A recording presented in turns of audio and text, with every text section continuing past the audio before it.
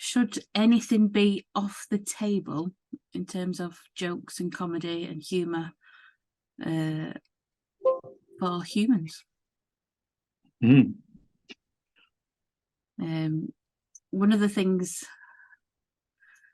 I've worked in palliative care, and obviously we never joke with the family about somebody dying, but you may try and lighten the mood after the fact, because laughing is a social bonding thing. So I'm not so sure, I wouldn't make a joke about it, but you try and invoke some sort of laughter in difficult circumstances, because it does release endorphins in the brain, which ease a bit of the stress of a situation. So people sometimes say things in stressful situations that aren't fully thought through. So I'm not too sure that people should be judged on what they say in a stressful situation to try and make light of it to deal with the situation.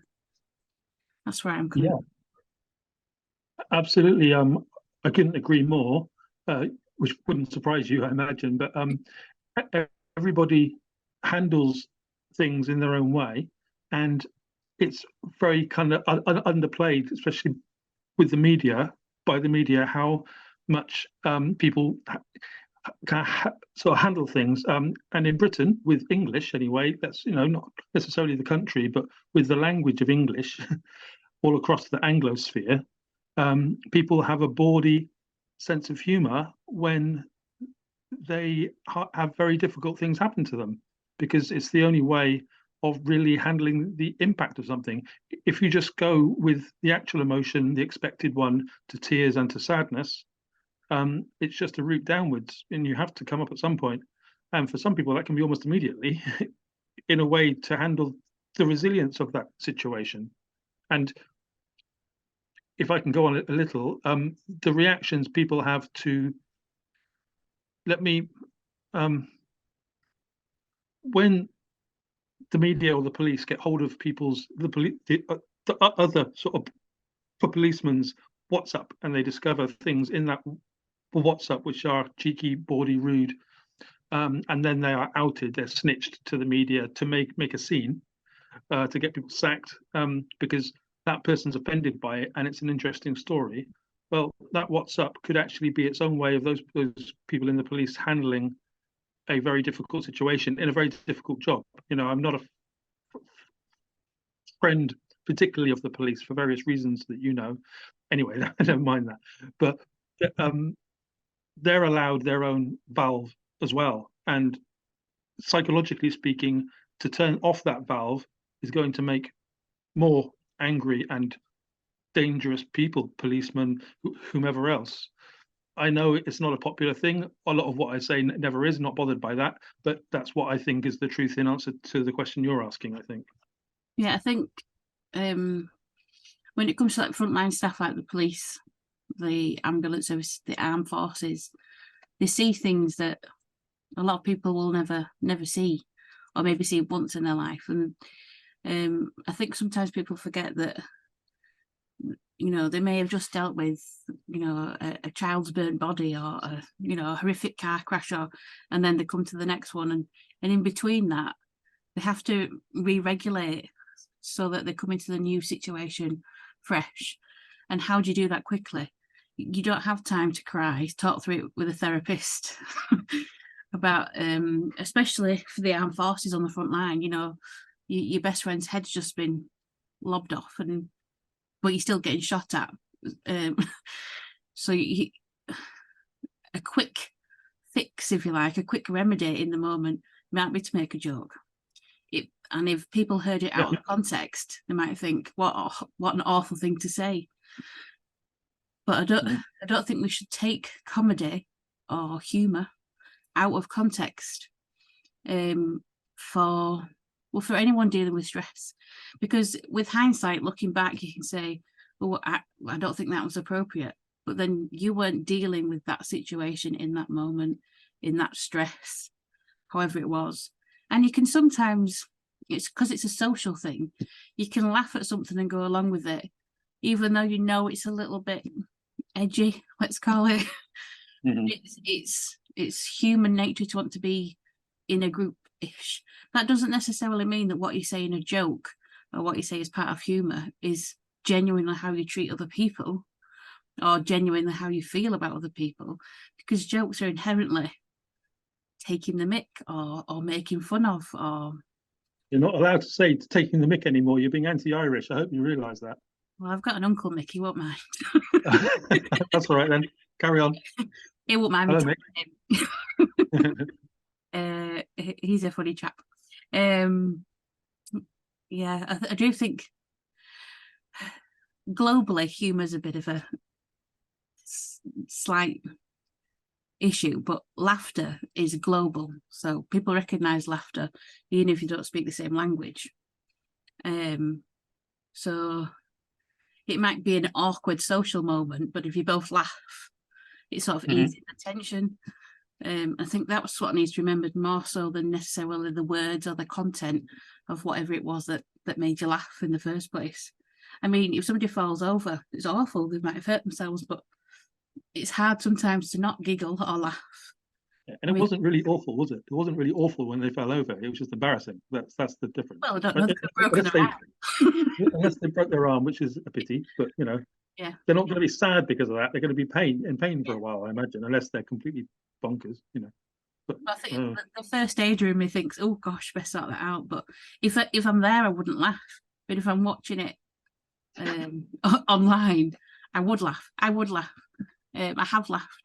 In fact, I fell out with a school friend because we're on holiday together and her dad fell over and I smirked a little bit because I couldn't help it. But he ended up having broken his arm. So she fell out with me. Like, I wasn't laughing because he'd broken his arm because he fell over. So, you know, things is just totally taken out of the situation. I just don't think it's helpful for humans.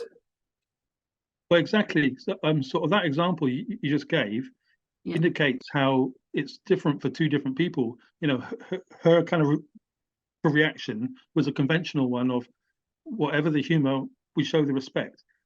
Okay, respecting, you know. But with you, it was like, well, that was a funny situation as you were concerned at that time, and everybody has their own standard inside of how to deal with things. Yeah. I've got a very low you know, it's a gray area of is something funny or not, you know. The stuff that's just happened with Lady Hussey, Lady Hussey, and the activist woman, which has been a big story for the last couple of days. To put a timestamp on your video here, what happened there? If you look at it in a different way than Kensington Palace did, it could be an absolute hilarious Monty Python sketch. You know, it would be brilliantly done in the past, and it could be brilliantly done now with a bit of balls behind the people doing it. And it'll probably happen with Mr. Ricky Gervais. Apparently, only he's allowed to make jokes anymore. And you know, the thing that happened there with that lady with the hair and Hussey being posh and old, it could be massive comedy gold or pretty funny, you know. But now we're not allowed to see it that way because of various media narratives and critical race theory and gender theory, which is a growing problem. And you know, there's not many jokes to make about that because you're not allowed to make jokes about it. And when you do, you're minimizing things. Could go on for a few hours about this one, I suppose, Jen. Yeah, well, theoretically we're not allowed to make jokes about it, but people do make jokes about it. We can make jokes about anything we want. We really can, anything. It's the whole the beginning of the cancel culture of people. I saw today that there's some members of Netflix are staging a walkout because Netflix are going to show Dave Chappelle's stand-up show, and they think he's anti-trans, so they're having a staging a walkout. Right. Well, what do you think about that? Let me ask you. If I own Netflix, I tell them not to bother coming back. Because censorship to that degree, where if I don't like it or I don't find it funny, I'm not going to come to work. I just don't understand that level of censorship. It's comedy. I know Ricky Gervais got loads of backlash on his last stand-up tour for saying what people classed as transphobic was just actually funny. When he said something about old-fashioned women, you know, the ones without penises. Which is funny. Because he was talking about cancel culture, and he said 10 years ago, you wouldn't have thought twice about putting a tweet that had those words in. But now people are like, they'll delve into your history to see if you wouldn't have said anything that in today's society could be deemed offensive in some way. Well, you can't judge people on what was funny 20 years ago, 30 years ago. You know, they're reevaluating whether Love Actually was diverse enough. Well, it's a 20-year-old film, so what does it really? You can't go in a time machine, go back in time, and make sure every film, which wouldn't be realistic anyway, but every film has got everyone in. Yeah, well, absolutely, of course, as you say. But just on that point, as you're taking us to Richard Curtis, you're talking two different sort of different kind of stories here with the trans debate. Yeah, what we're going to see retrospectively is that was hot between 2019 and 2021, because now I'm afraid for the trans community, whatever you feel about it, it's now turned, and it's not going to be, you know, Mr. Eddie Izzard has been beaten in just up in to be an MP, and the Tavistock Clinic and the mermaids and all that. People are realizing, I'm not going to go down the evil route. How dare you kind of do this to our children thing. That's not quite how I see it. I just don't, you know, it's the they them. You cannot. When I heard about the they them, as a person that works in the English language, I was just infuriated. I still am a bit infuriated, depending on how much they push it. But that argument, because it's so anti-nature, it's so anti what we are designed to do, you know, and that's without taking anything away from our people in our circles who are trans, who we love, right? We've discussed this before. Not taking about anything away from them, but it's too much of an anti-nature to make the whole world change on their behalf. And that's going to be realized. It's never really been in doubt to the same. But then you're talking about the thing with the race at the same time with Love Actually and things, nothing about trans. That's about different colors and diversity policy. And the thing is, as Mr. Morrissey was saying yesterday, the media don't like Morrissey because he's a secret right-winger. Well, he's not a secret right-winger. He just talks it as he sees it. And he's rather patriotic, which is obviously worse than anything. Let's not say Kanye West.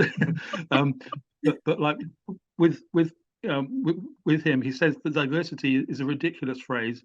It's not a bad phrase. It's just ridiculous because it doesn't mean anything. If everything's diverse, then just means everything's the same. You know, there's lots of different people saying from here and there. But what are you saying? I mean, what is your point? What you know, the fact that I'm down south and you're up north, are we diverse? Well, I guess we are. I'm a quarter Irish, a quarter Scottish. Am I diverse then? Well, I suppose I am. I've got a disability with my stammer, arguably. Is that diversity? I suppose it is. You know, what's your diversity, Jen? I'm sure there's a bunch of things you can reel off. And I don't want any of that to take away from Black people or anything else, but Richard Curtis has no moral obligation to write Black stories or Black people into his work. It's about if the fucking script is any good, and if the actors do any fucking good with the script. I hope I'm allowed to swear in your video. I haven't actually asked you.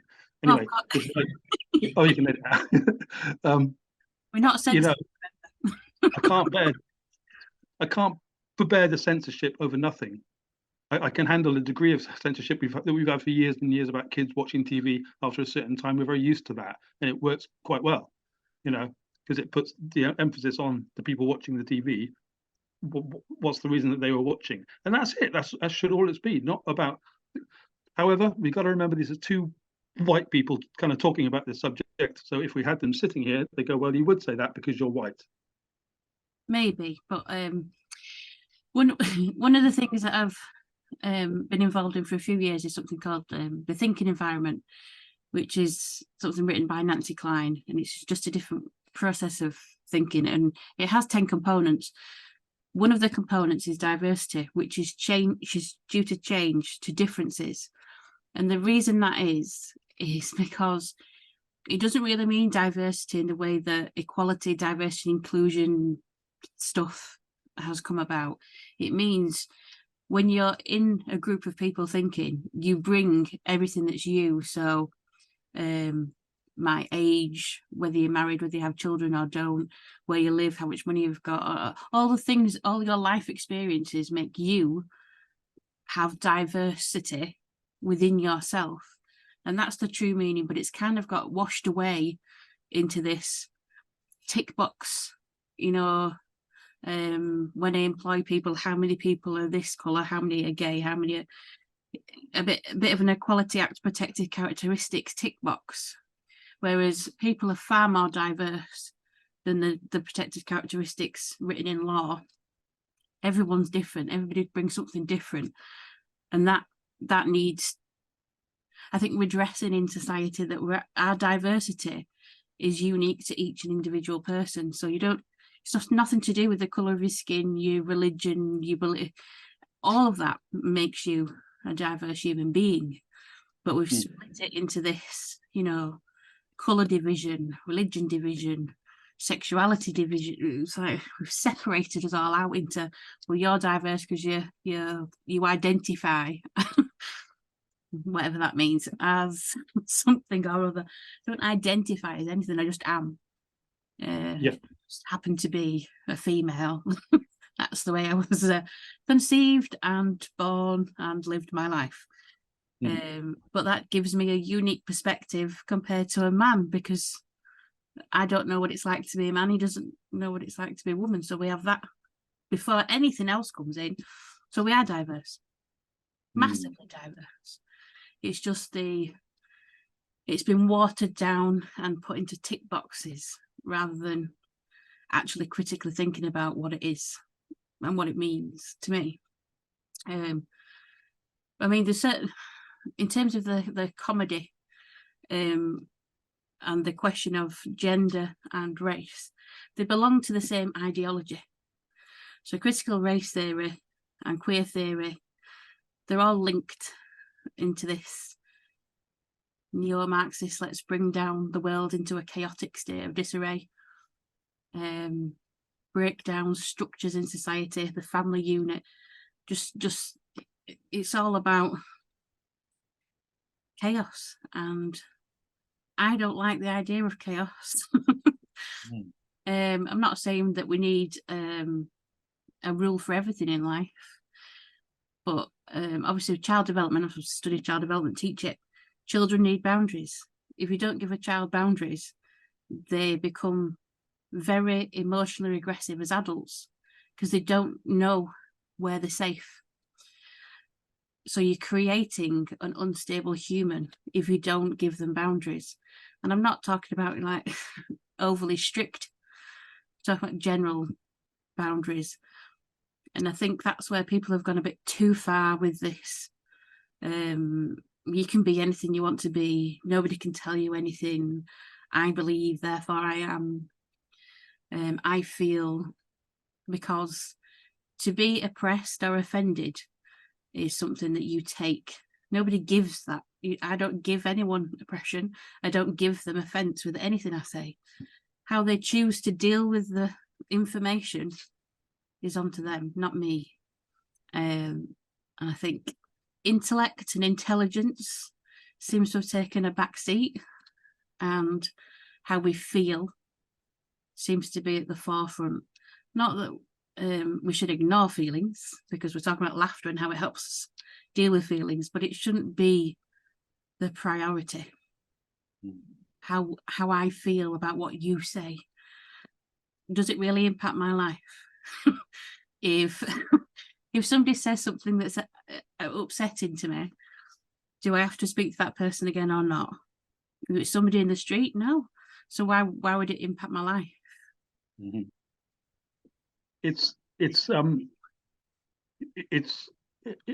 It kind of it appears to be like an extension of the postmodern idea of the subjective, where it all becomes about me, and it isn't about that anymore. It's not about that picture. It's about how I feel about that picture. Could have been painted by a 5-year-old, etc. And then that gets extended in the discourse to everybody, and certain interested parties start to use that to their best advantage. So all these things usually have a good intention.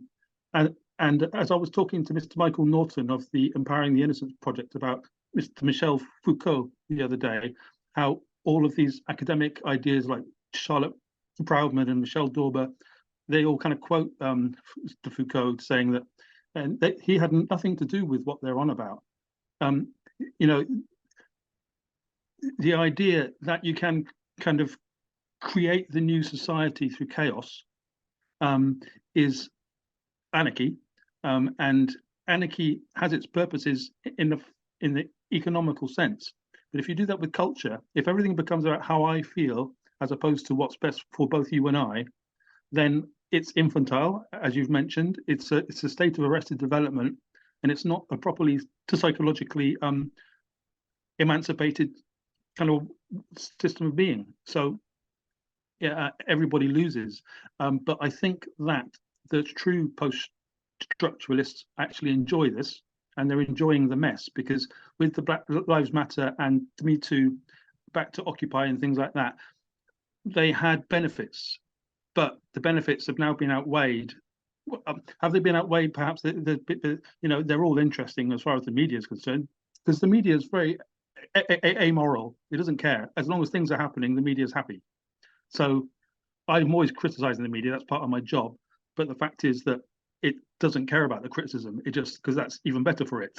As long as it's being talked about, basically. Oscar Wilde, there's only one thing worse than being talked about, and that's being not talked about, and that's the media. How does that get back to Foucault? It's like he didn't say anything about this degree of chaos. He said it's possible to see things in that way. He didn't say let's make society in that way. And that's the difference that the radicals like Proudman, and I'm just taking her for a current example that we both know, they seem to think that they're going to recreate the future in their own image, in their own idea. It's the God image. But the fact is, it doesn't have our consensus. So when things don't have your consensus of nature, when it comes to me, it's about nature first, and then the social sciences. Deal with nature, and you can't argue with it for very long. And by the way, that's not being kind of anti-gay or homophobic or anything like that, because that's completely within nature. It might not be very productive in the sense of eggs and sperm, but it's within nature, and it does happen, and there's no problems. It's not about that. It's about trying to redesign everything along the lines of all the minority interests is counterproductive in the long run. Yeah, just talking about Proudman, she describes herself as a Marxist feminist, which is one way to describe it. That's how she identifies. What does that mean, do you think? What does that actually mean? I don't even know that she knows what that means. I think that's another issue. People label themselves things. I'm like, do you really know? I was having a conversation with somebody on Twitter, and I said, do you understand where queer theory comes from? Do you understand its origins? And I mentioned a few people, and I mentioned Breslow and Dr. Money and Dr. Kinsey and a few other people, and they'd never heard of them. I'm like, so you support an ideology on a surface, shallow level of this looks fun and anti whatever other people are doing, therefore I'll go along with it. And it's part of this. We're given so much information now. Technology is amazing, brilliant. We can connect with people all around the world. However, people don't seem to sort of stop and think about that information and what to do with that information. Is it true? If I critically evaluate it, how do I genuinely feel about that information? Same with joke, people just get offended. Like, you know, I've seen a joke, I didn't find it funny, therefore it's offensive. Like, well, I see jokes that are, you know, Roy Chubby Brown, older people will remember. I don't find him. Roy Chubby Brown. Okay, Jane, here we go. Bring it on. I personally don't find him particularly funny, but I know people that do. I think him as a person is probably not the nicest of people. But they're not supposed to be. They're comedians. They're not supposed to be nice people. I don't want them to be nice. Quite depressed, aren't they?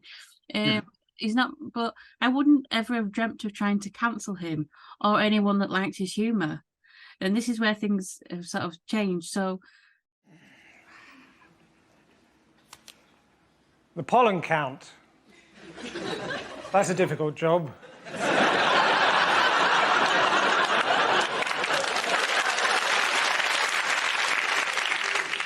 Easiest job in the world, of course. Australian psychiatrist. G'day, g'day. How you doing? No worries. Next. I lost my job with lastminute.com for being persistently late. I lost my job as a cricket commentator for saying the words, "I don't want to bore you with the details." If they make it illegal to wear the veil at work, beekeepers are going to be furious. My wife, it's difficult to say what she does. She sells seashells on the seashore.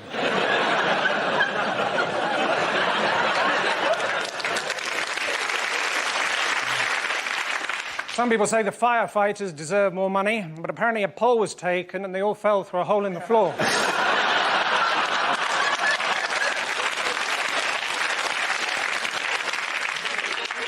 Sometimes I wonder what my grandfather would think of what I do. He spent his whole life in the kebab business, was buried with all his equipment. He's probably turning in his grave.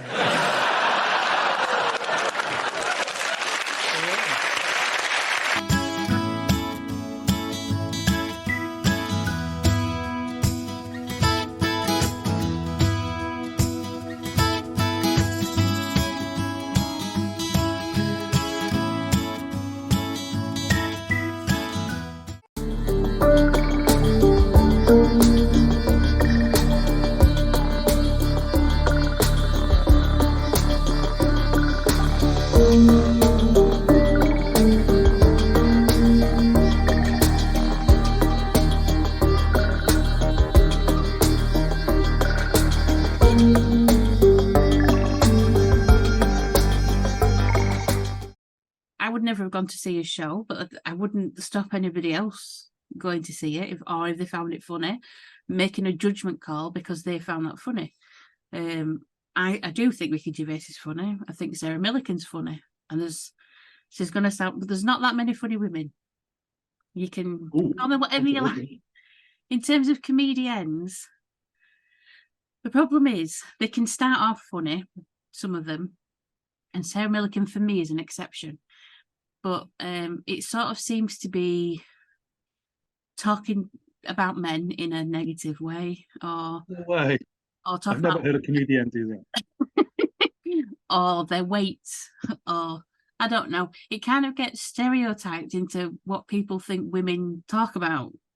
You know, or we get together, have a cup of tea or a prosecco, whatever women. I don't like prosecco. Me and my best friend don't do any of that nonsense, so I don't know what I see that other women do. Yes, I see the stereotypes of women all the time. Think, oof, and I think they become a satire of themselves because they're only making jokes about that. And some men in the same way. Some male comedians have gone to beyond the point of being political, like against whatever the political rhetoric is, or about race, or about what, and they become very one-track minded within that field of comedy. And then it's not comedy anymore, it's like a political agenda. And if you agree with that political agenda, you probably think they're funny, and that's fine. but I like a bit more creativity and intellect in my humour. So I don't want them to just have some agenda that they're telling a few jokes in amongst. I want to see someone who's genuinely funny. And sadly, maybe I'm picky, but there's not loads of them out there who I think are genuinely comedy geniuses. Well, yeah, absolutely. What's actually happening in the comedy circuit when you talk about the high sort of level kind of comedians like Mr. Izzard or Mr. Lenny Henry or Gervais, all of them, is that they have agents and they're PR people, and the PR people are paid by their companies, and if they get a push off them, just like an editor, to say, Ricky, can you put this in your show, please? And by the way, if you don't, we're not going to get this gig, which is worth a couple of grand, etc. These are business decisions. I'm convinced that Mr. Henry has been, Mr. Lenny Henry is a genius of, I came over in our boat, he was absolutely so wonderful. And Theophilus T. Wildebeest back in the 80s, before your time maybe, but he was. I remember when he was funny. Okay, well, he is wonderful. He continues to be wonderful, but right now he's got the manager in his ear saying, "Get on Black Lives Matter. It's where it's at. We're going to get some clicks from that." And he's like, "Do I have to? Okay, well, if you say so." And he's almost admitted the fact that he doesn't really want to be getting, because his genius was to be the one black man in Britain that people never talked about being black, right, for years and years. And he's kind of reflected on that and say, "Well, I want to be black now." Well, okay, you're going to break the hearts of a lot of people who enjoyed that not being a subject whilst you were performing. So you're going to chuck a bunch of stuff out. The baby with the bathwater is how it feels to people. Maybe it's an unfair way of looking at it because it's his right to be that. But that's the effect of what's happening with him. And Mr. Izzard has always gone on about being his degree of transgender. I don't think he's ever said I am a woman, has he? Have they? I don't think they've ever said I'm a woman, have they? He used to say he was a transsexual, which is what he is. But because of the social changes and his own agenda, whatever that may be, he's just decided I'm announcing I'm a woman, and therefore I'm going to go into women's spaces. I don't care what they have to say about it, which is true misogyny, to be fair. And I hate the word because it's just bandied around every 5 seconds on Twitter as some sort of stamp to say to men anything that a man might suggest, but it's literally completely disregarding women and girls' view and privacy and dignity, and just saying, I don't care what you think, I'm going in there. Which to me just, it's narcissism, maybe. Well, it's clever, isn't it? It's just clever. I don't think that that sort of thing with the toilets, public toilets, being a bloke. I have to disclose to you now, Jen, I'm a bloke, right? Yeah, it's going to be slightly different to go, for me than it would be for you. So I acknowledge that. But that is like a hot point to the whole story, which is we're going to redesign things so there's no difference between you and I. So everything is, but the problem is that the differences are the best part of being alive. Being in love, fancying people of the opposite sex, they're all very productive, useful things and to time honored for years. And they're being tossed in the water because of rights. And it's great to have rights. It's great that we fought for them, but they don't trump natural law. And when you can get those two things together, then you're laughing, but we're going away from that. And I don't want to sound like a dinosaur, and I'm not a transphobe. We both discussed that we've got people that, I'm repeating myself, but we've got people that we love who are trans in one way or another, transvestite. I've always found apparently that means clothes, doesn't it? Yeah. Rocky Horror Picture Show is one of my favorite ever films. As many people watching this will probably realize or agree with, but obviously the conversation's gone on from that, and it's gone to a much darker, more grim, irritating and tiring place.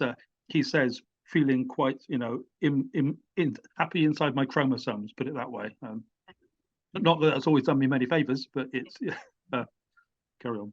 With the, I think it's sort of the 60s and the 70s was a revolution in terms of liberation, sex liberation, and other things for women and other things, which, you know, fair play to the women of the time for all that.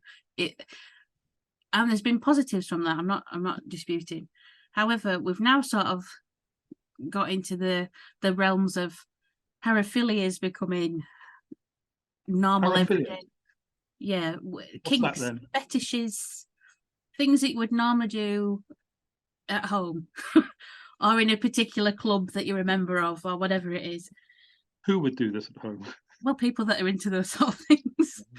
I'm not judging people for having whatever interests they're into, but I don't personally think that it's appropriate for society for it to be around children, because this blurring of boundaries of no one's any different, men and women are the same, there's no different, there's no disparity in age, you're removing a boundary that is important. You're removing something that children up until a certain point need time to develop as a little human. Human babies are born pretty immature and in need of a lot. We're different to other mammals in that, you know, a cow was born and it can stand up within a couple of minutes. You know, we're not like that. We need a lot more. We need a lot more input.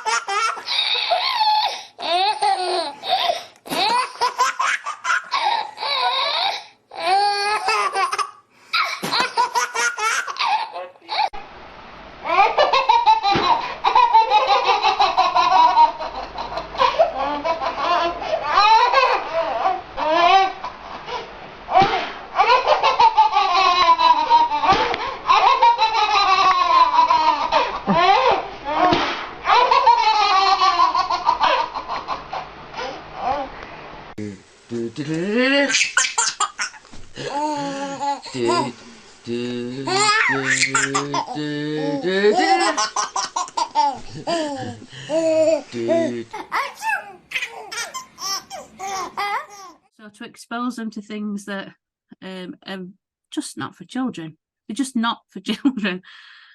Before they're ready, they don't understand. So what you're doing is you're making it seem not out of the ordinary, not out of the norm. And I hate the term norm, but there we go. People will understand that. If you want to be a transvestite, fine, I don't care. But should you be reading to a child that's 3 years old dressed like that, whether you're a man or a woman? To be fair, no.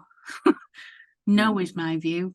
And I don't see this being a right that I want anyone to be fighting for. I'm not quite sure how that helps society in terms of it's been masqueraded as a civil rights movement, but it isn't a civil rights movement because it's not civil to the children.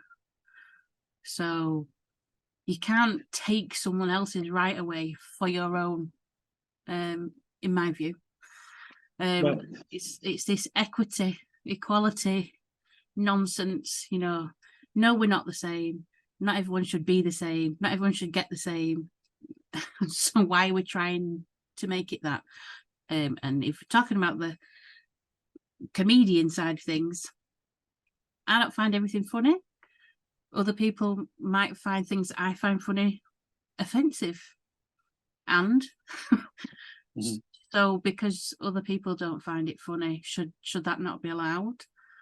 Well, it's about the kind of cultural sort of impact there, isn't it? It's what you're failing to acquiesce to is the fact that they've said the narrative has changed, Jen, and you're not supposed to find that funny anymore. What do you mean you don't understand that the narrative has changed?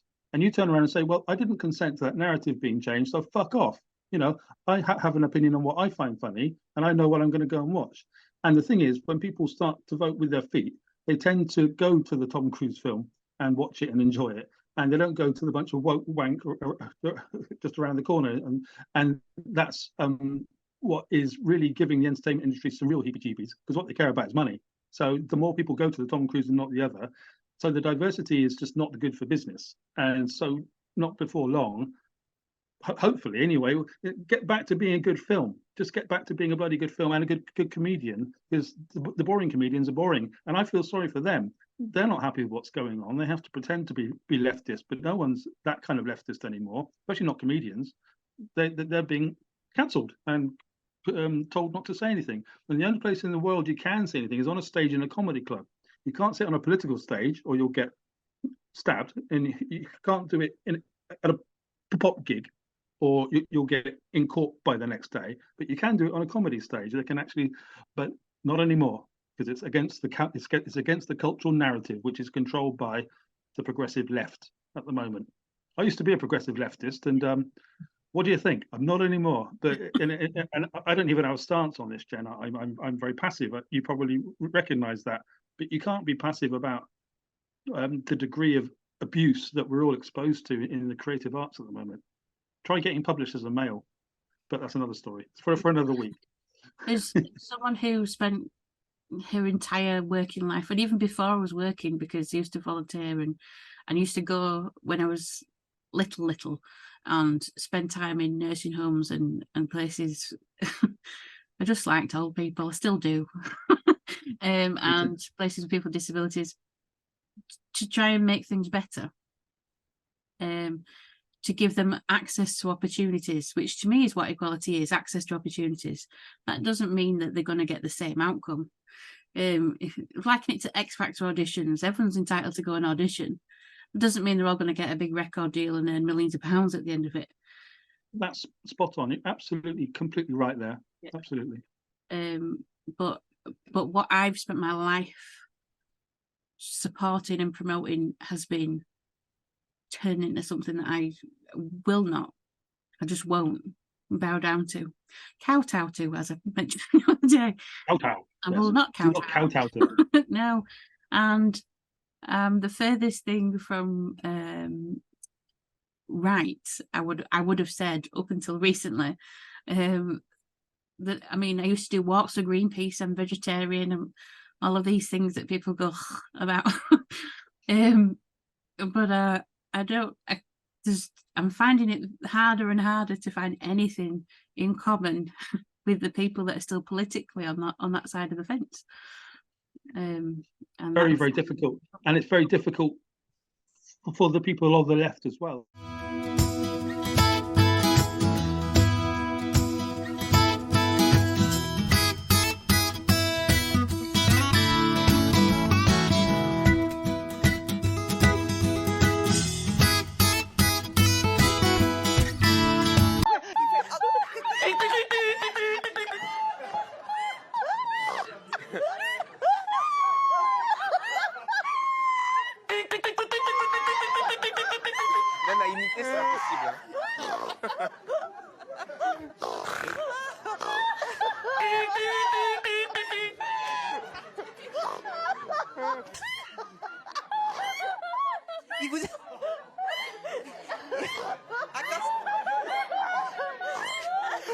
Il y a la poule et la mouette qui s'y mettent, on est mal.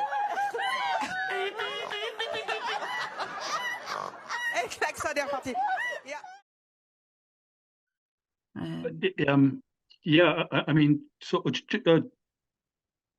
just recently I published evolutionary biology against the progressive future, evolutionary biology versus the progressive future article, and it was quite controversial in the fact that it was only controversial because I was telling the truth, as these things tend to be. But there is an end game to this, and this isn't a conspiracy theory. This is what the progressives have been talking about for 50 years, and they've started to ramp it up because this kind of century has been going too long for them to be happy about the speed of the lack of progress. And that end game is mixed race, heritage, whatever you want to call it, coffee coloured everywhere, whatever. For pangender, for multi-orientational, you can't tell the difference between you or I sexually. For vegan, which will get a lot more support in certain quarters than other things, you know, there's good things, but there's also nature. We have these carnivores for a reason. And, you know, the stuff of life, you feel much more dynamic and healthy in certain ways when you eat some meat. There's all kinds of arguments about vegetarianism, I acknowledge already, but they want it to be vegan. They want to get rid of the dairy, so they want the veganism, they want the mixed heritage, they want the gender fluidity, all immersed in the green environment of net zero and all that, which has been decided in Britain just recently. They might have gone a bit too far and too fast. Well, we'll see. And the amount of evidence that the climate change is not what it seems, and these things get kind of painted as conspiracy theory left, right, and centre. Well, you know what? I'm so sick of the tags now, like racist or conspiracy theorist or whatever else. We're talking political science and we're talking media studies.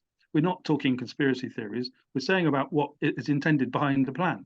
And those people who are doing the woke don't call it woke. That's kind of reserved much, because now it's been successfully upended by the right wing. And it's just an irritating phrase because it's so ungrammatical. Woke, you know, what does that mean? But it's the progressive program, and it has been for many years. And that's the end game. We'll see how far they get. And being a person that loves other people, and I like to get rid of boundaries as much as is healthy and helpful, you know, but we've started to realize from all this that a couple of boundaries are useful. And I will totally agree with you on the fact that a kid is born with sex, but it's not born sexual. No. There's the difference. It's born with a sex, but it's not born sexual. And they're trying to pretend it is. Well, it's not. Social scientists, it's not. So pack it in and leave the kids alone. Yeah, 100%. I just want to clarify my vegetarianism. I know. That's the reason that I highlighted. So I've been vegetarian for 34 years. So I was 10 when I became vegetarian. And a lot has changed in farming in that time, to be granted, and the way that animals are treated and all the rest of it. But I was exposed to footage, we'll call it footage, of how animals were kept, how they were transported and how they were killed. And quite frankly, I was traumatized by it, which is why certain things should be censored. And this was by a teacher, and this is a long time ago, but she was a vegan teacher. And my sister had the same session, and we both came home from school and both like, I can't eat meat again. I just can't eat meat. Traumatized.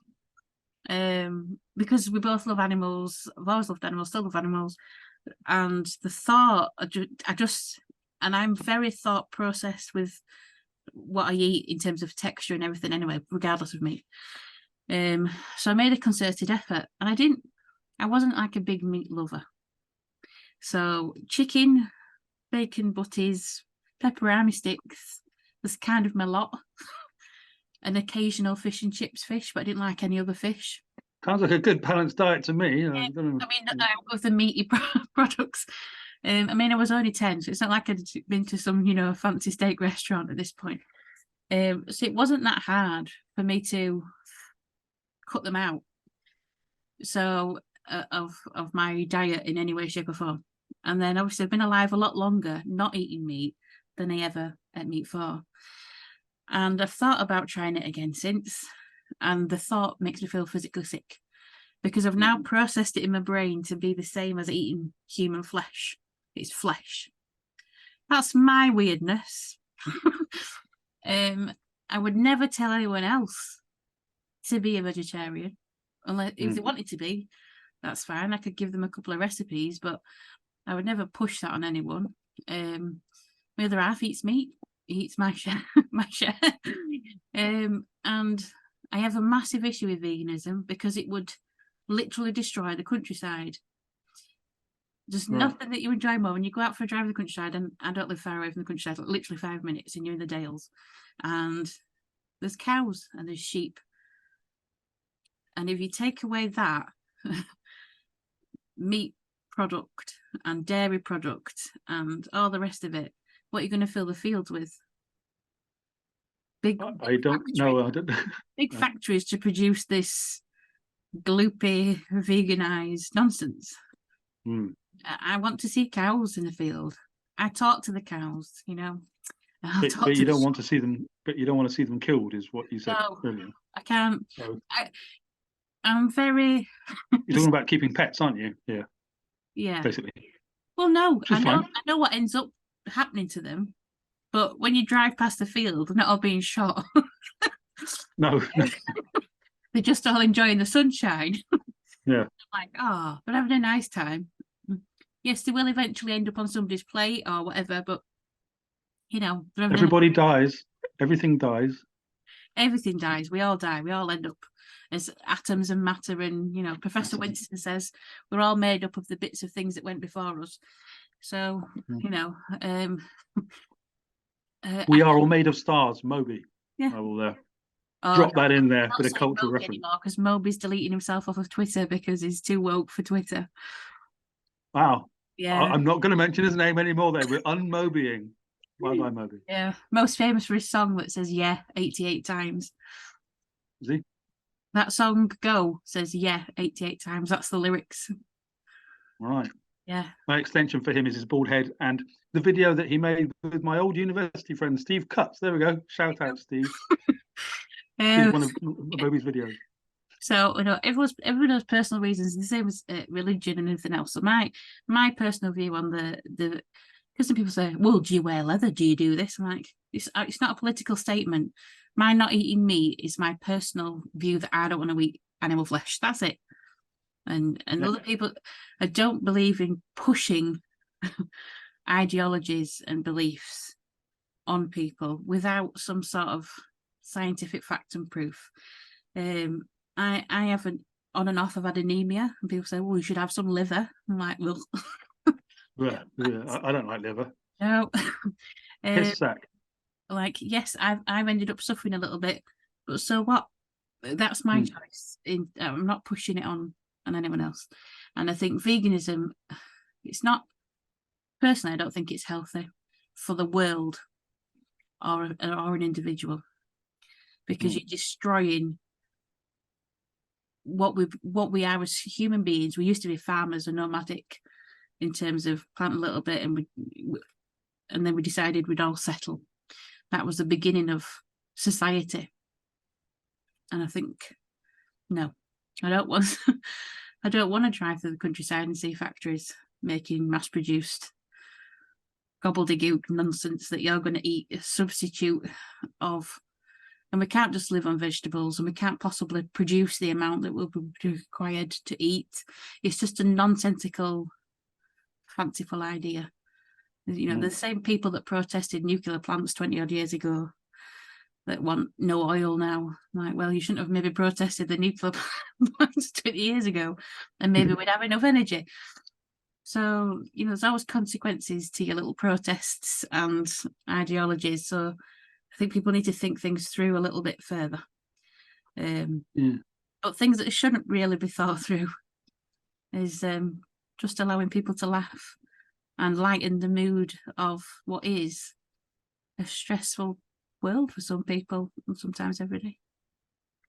Let the comedians make their jokes, I think is probably what you're trying to say there, and I couldn't agree more. And they agree with you too. That's the problem. They agree with you, and they're not allowed to say it. That's the problem that we've got. But a couple of them are trying to change it, aren't they? I think some of them have got a bit sucked in. You know, I mean, Frankie Boyle used to be cutting edge, like, ooh, should he be saying that? And then he jumped on the. Still kind of is. No. He's jumped on the. I knitted this jumper for myself, and we should pay reparations to all the black people in the world. And I'm like, oh, you're clearly not aware that we ended slavery then, or anything to do with history. So he's kind of slid down the wormhole a little bit. I can imagine that example, because the thing is, this stuff's become such a soup of examples where I can imagine him going, yes, there should be reparations, and I've always thought that. He's going to say that kind of thing, but he might say, if you ask him honestly in private, do you think a man's a man and a woman's a woman? Of course I do.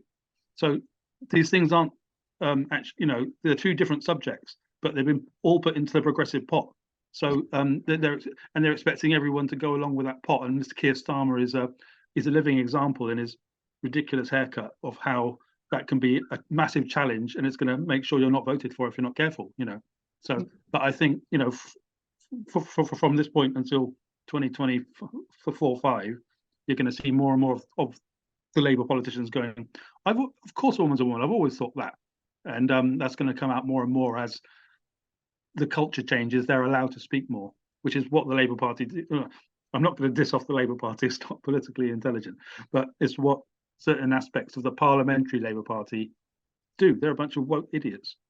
I never criticise. I don't know if you ever noticed, Jen. I never actually criticised anyone, but I just did it then. I didn't mean to, but it's quite all right. That's how I feel at the moment. You know. Yeah, it's how I feel about the Green Party right now, because they suspended a woman for saying that she believed in biology.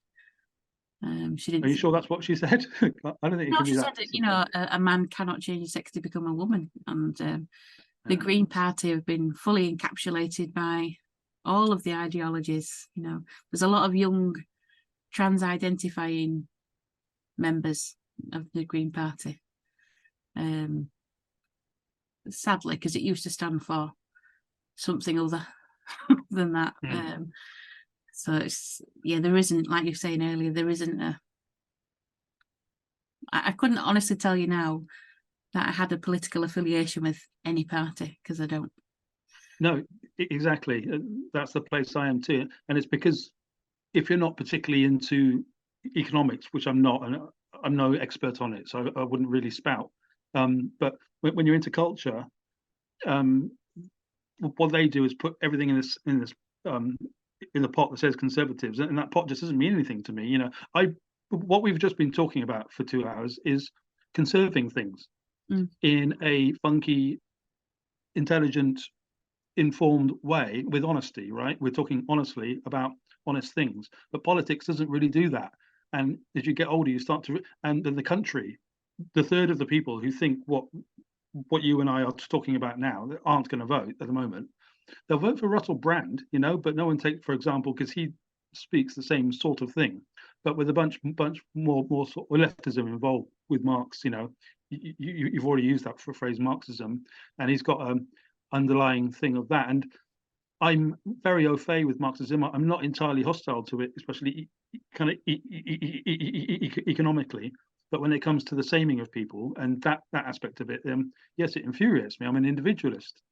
But I'm an individualist who believes in socialist taxes. So where the fuck do I go? The STP, I suppose, has been quoted, but I don't think anybody knows anything about them anymore. Mr. David Owen with his charismatic hair. It was a long time ago. So, you know, we are where we are, which is making podcasts like this to try and sort of, and everyone goes, oh, yeah, they're talking right. Wouldn't vote for them, though.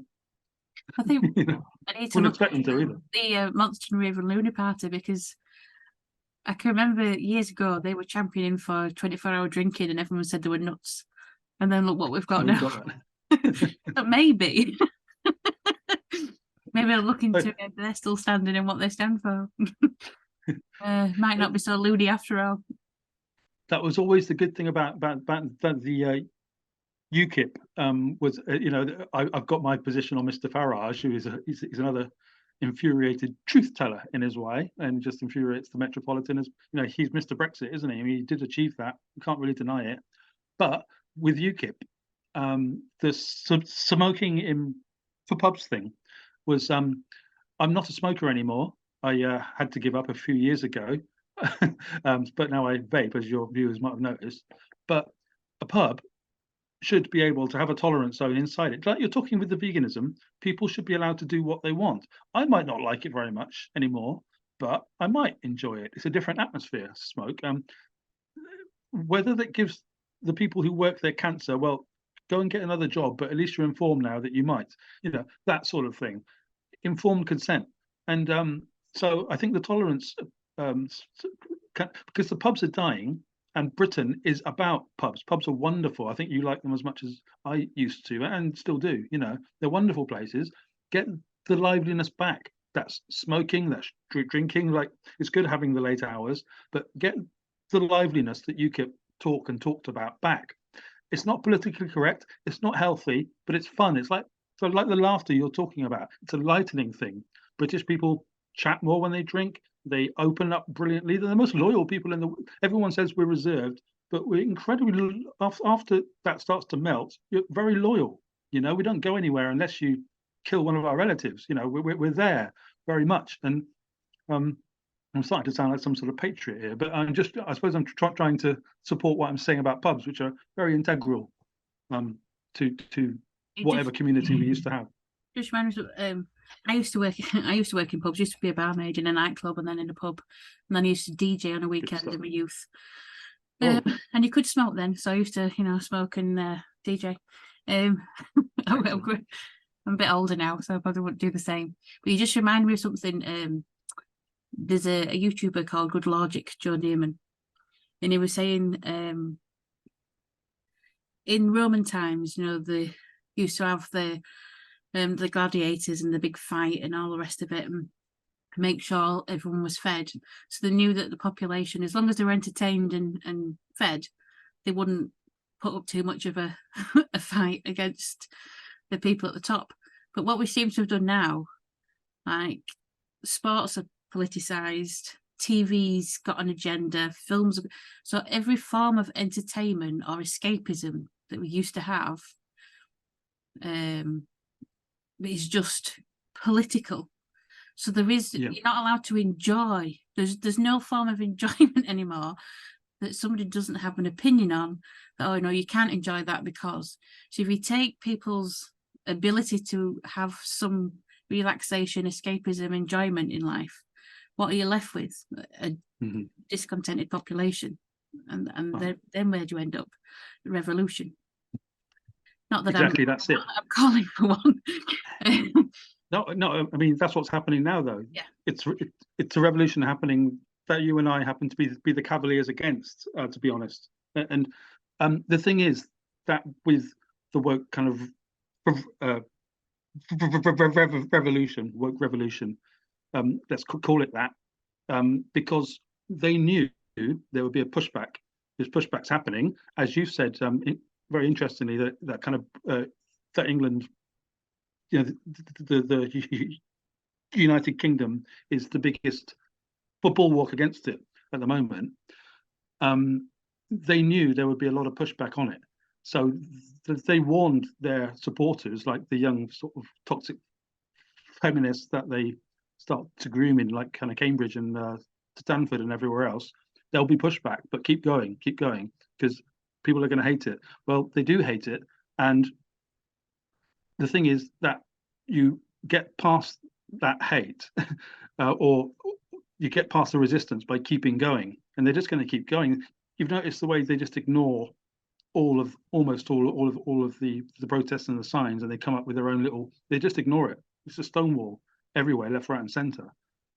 But the stonewalling, then the thing like kind of Brexit happens, and whatever your position on Brexit, I'm a neutral. I'm not bothered by, very unusually in the country, I think it happened, and but that was an act of democracy. That was the country just about kind of saying, in the main, we want to be independent. So it was an act of democracy. It might be one of the last ones, and that's quite worrying. Yeah. But often people say things are quite worrying. They don't really worry me.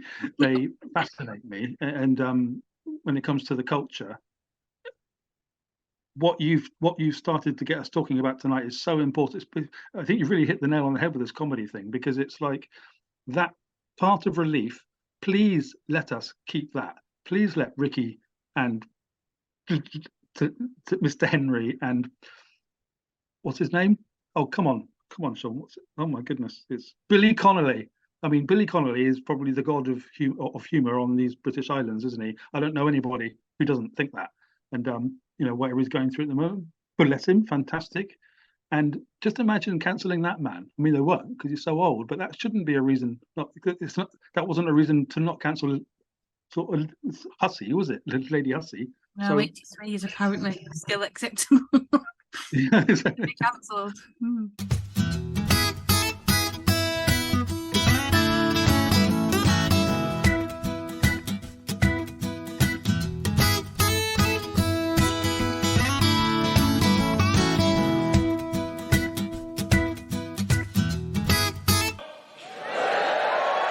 Oh, these seem nice. So, my grief counsellor died recently, but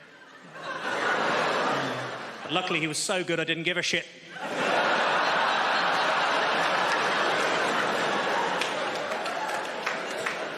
Nice to be back, though. Last time I was here, a girl asked me for sex. I had to disappoint her. We had sex. Somebody over there laughing at the idea somebody might have asked me for sex. Wasn't supposed to be the funny bit in that joke, but nice to see you again. I'd recognise that laugh anywhere. Only tonight it's slightly less hurtful.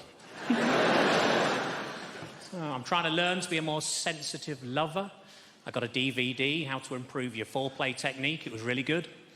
I had to fast forward through the boring bit at the beginning.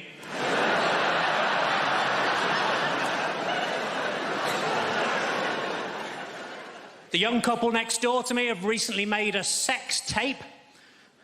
I mean, obviously they don't know that yet.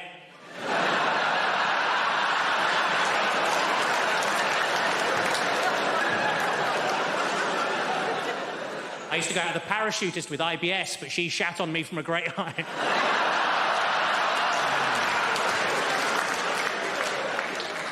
I think it's sad the word legend has been devalued from pulling a sword from a stone to unexpectedly returning with crisps.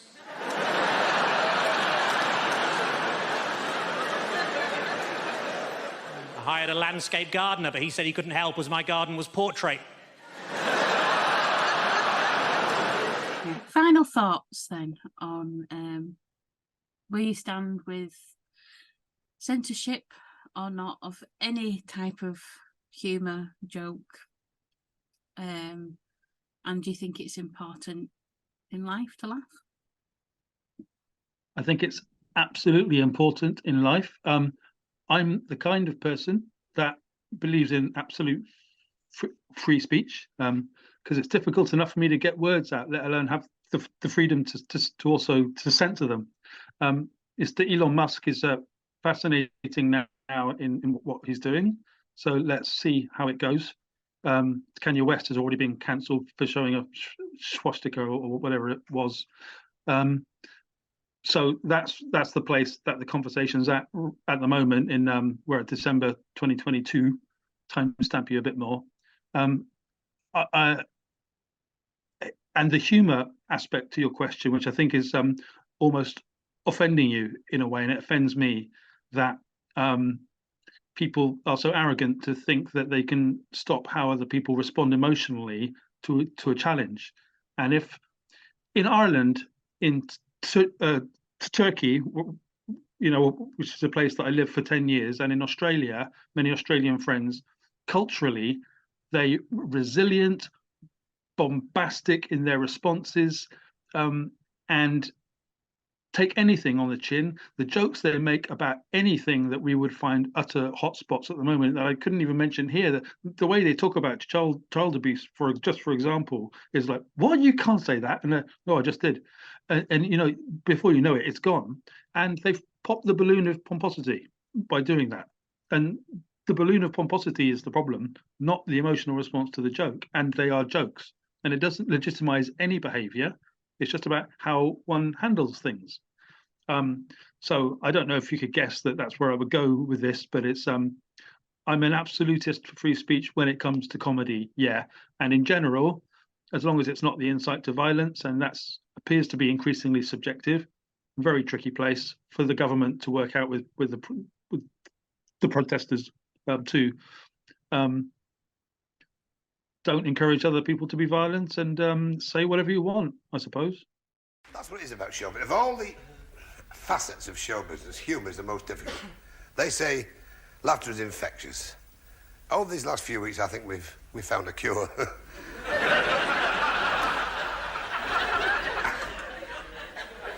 It doesn't matter what there is. There's got to be a humorous side to everything. I mean, I went to a restaurant with the wife the other night. We sat down. The waiter came over. I said, "Do you serve crabs?" He said, "We serve anybody." Yeah, I'm on the free speech thing.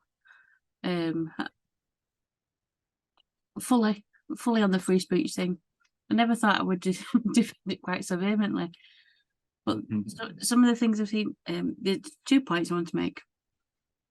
There's something about the CPS banning passages from the Bible being spoken in public due to them citing hate speech. Now, I'm not religious, I don't follow any religion, but I'm aware of different religions, I'm aware of their beliefs, and just because somebody wants to speak about their religion and I don't particularly believe it, I don't see that as hateful.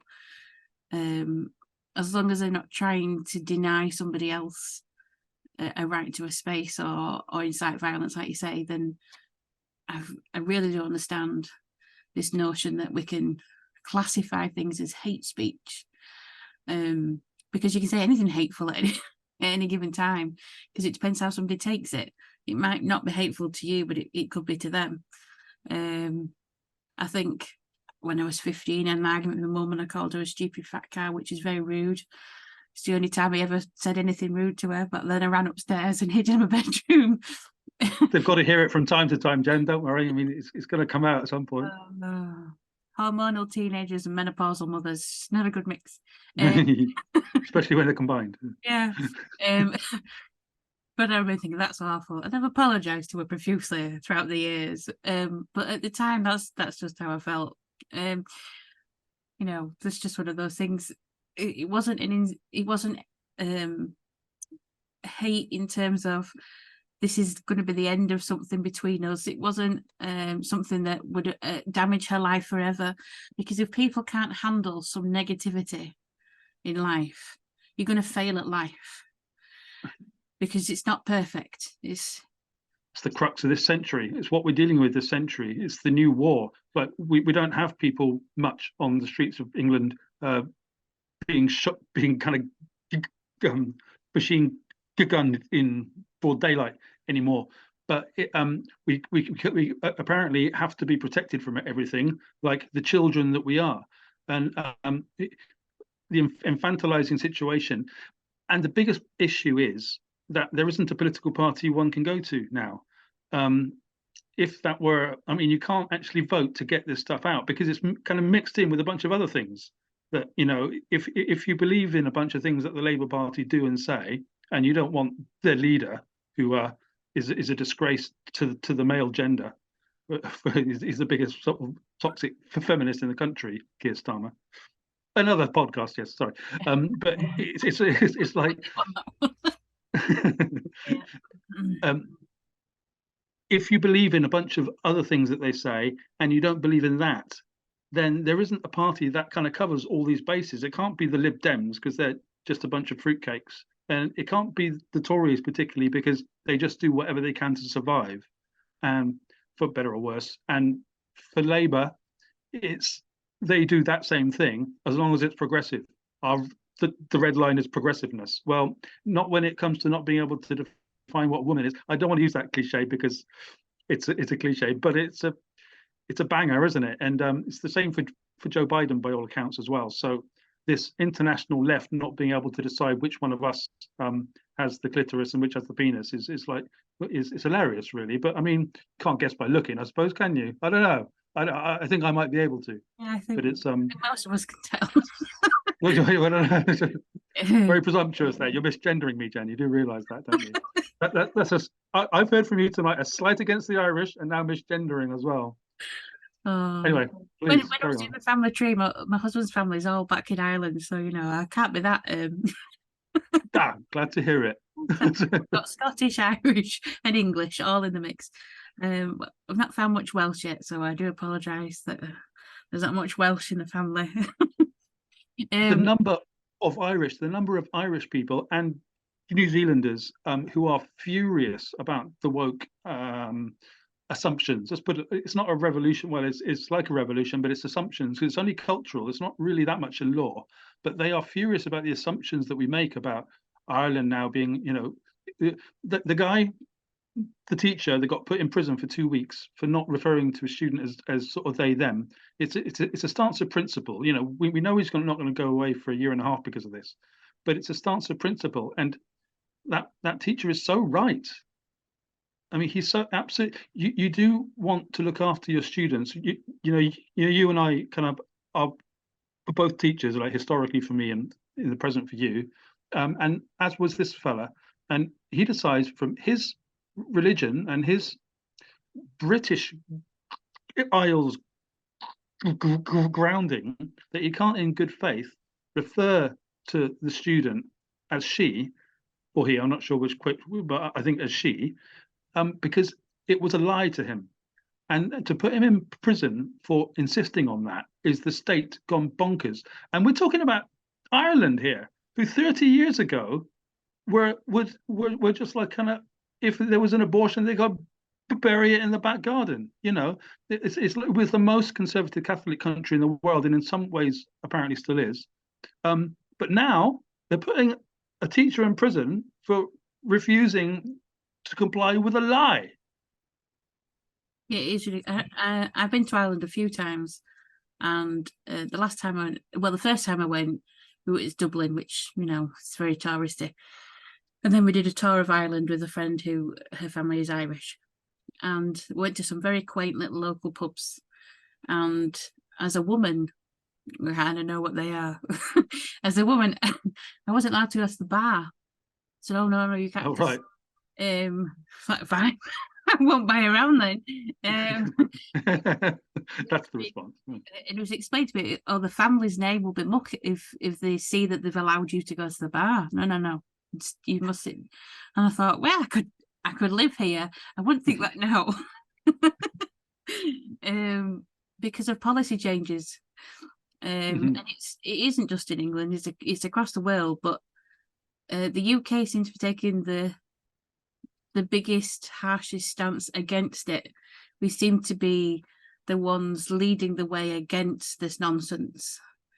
So apart from France, I understand, who are completely they're even more insanely irritated by it than we are. But from what I've read just recently, I'm like, how is this going down in France with the Lela?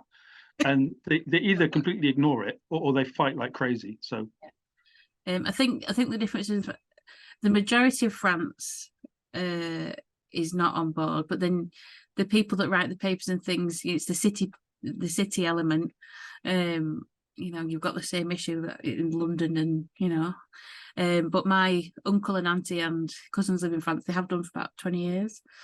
They have a farm in France, and they did learn the language. I don't know, just like typical Brits abroad. But it is very much still where they are. You swap a cow from yours down the road so that they can make it. They're not buying into none of this wokery nonsense. And I think the French tend to have if they get a bee in the bonnet, they'll fight about it. But in terms of America, don't seem to listen to France the same way that they look at what the UK is doing. We have this weird symbioticness with the America and us. And America, I don't think America listens to Britain, to be honest. I mean, I'd like to think that. A bit of arrogance would like to think that, but I don't think they listen to anyone except themselves. Not listen, but pay attention. Okay, all right. They've a lot of the ideas and thought and the ideology comes from America. That's where it comes from. Oh, here, yeah. Yeah, not even the queer theory comes from America. Oh, yeah, all of it. Yeah. The critical race theory comes from America. All these things, Me Too comes from America. It's all coming from America, not like the film, but it's all coming from America. And if you look at all the big tech companies, they're all in America. They're all based in America. They're all American companies. So you kind of have to make a decision as, do we want to just keep following this narrative that's being fed, or do we want to get back up and say, actually, this is not who we are? We've kind of allowed external forces to influence us to the point of we don't really have a cultural identity in the same sense that we did. I hear the rumblings of secession here. What's going on? There's a revolution in your podcast happening, Jen. Damn it. There's more and more people getting to a stage of, I've been tolerant for long enough with the nonsense. I've been kind, I've been accepting, we've done everything we can to be we're an accommodating nation. We're accommodating people, we're friendly people. But then there comes a point where you're like, do you know what? No. There's a limit, yeah. There's a limit now. This is the limit, and there's more and more people reach that limit. So it goes beyond just a case of this country that we're decided, no, that's enough now. Indeed. And the problem is here on this point is that it's happening inside America too. You know, if they want to ignore the 80 million who voted for Mr. Trump last time and will again in 2 years, perhaps more, then feel free. But that's like, you know, half of your voting of your population. You know, it's a cultural civil war, which we've had here with Brexit, of course, in our own way as well. But there it's incredibly fierce because they're much more religious, basically, than we are. We are religious, but not to any intense degree, as Mr. Calvin Robinson keeps reminding us in a very eloquent way. You know, and just trying to say, look, that there are some realities in Christianity that you can't just toss out because, and I'm not in any way religious either, like you, but I'm a cultural Christian, and I don't have a problem with that tag. It doesn't. It's been complained about by Richard Dawkins and things, but I am a cultural Christian because I go into a church and I feel good, and I sing the hymns a bit and I feel good. And the way Christians of any colour treat other people is wonderful and inspiring, and you don't get that from the seculars or the metropolitan elite, who are just a bunch of sneering wankers generally, you know. But with religious people, they just tend to help and be nice. In the prisons that I've worked in and spent time in, the Christians are wonderful people. They're doing a much better job than probation and other people like that. And these things aren't allowed to be said. And they're not going around converting anyone. That's not their game. Their game is to help people to survive a difficult time. And I fully support them in that. Not sure where it's going, but it's about the American thing. It's happening much more inside America, and then that starts to overspill across the Atlantic, to us first. Yeah, and I think that's the different. We accept different religions and take on board the positive nature of religions, but the the new ideology is being forcibly put upon us like it is a religion. If you question their ideology, it's like, well, you can't question us. It doesn't work if you question it. Old-fashioned religion, you know, you can't question. You just must believe. Well, I think we've moved on from that. I have the utmost respect for people that have a faith, you know, and believe in that faith. And if it helps them, it helps them. And, you know, people deal with things differently. And if faith helps them deal with life, then fine. They're not pushing it on me. It don't make any difference. You know, churches are beautiful places to go. I mean, part of the royal wedding, you're like, wow, look at the, you know, the funeral, the church. It's the architecture, it's the history, it's everything together. It's not just about the faith itself. But this ideology is like pushing a new religion. And I think that's, although we're not that religious in this country, as in, you know, the anti-abortion protesters type in America, we still have a level of, no, you're trying to take over with this new religion that we don't agree with. So we're not having that.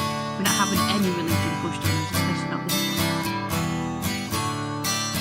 one. Don't you know, they're talking about a revolution. It sounds like a whisper. Don't you know, they're talking about a revolution. It sounds So thank you very like a much. whisper. Thank you. Keep tweeting. Again in the future. I'm going to keep laughing. Oh. Please like, follow, share, subscribe, all the rest of the YouTubey things. Do take care. Hope to speak to you again soon.